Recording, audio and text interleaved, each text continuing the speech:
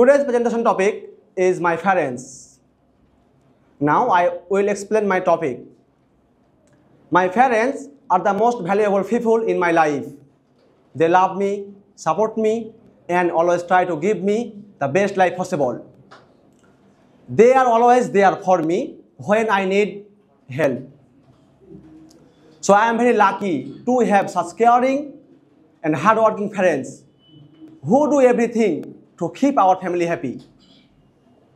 Shortly, I would like to talk about my father. My father is a responsible person as well as an honest person. He is a backbone in our family. He works hard every day to earn money for our family. He teaches me a good manner and always tells me to be honest and punctual. Sometimes he shares with me his experience.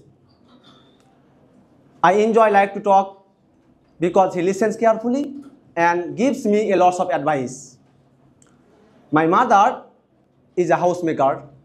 She looks after our family carefully. She is a very patient. My mother can sacrifice her everything for our happiness. She always encourages me in my study and personal goal. Finally, I love and respect my parents a lot. Without their support, I won't be the person I am today. So I am very proud to be their child. They are my first teacher and my role models. They aren't just my family, they are my inspiration. I don't like prolong my session.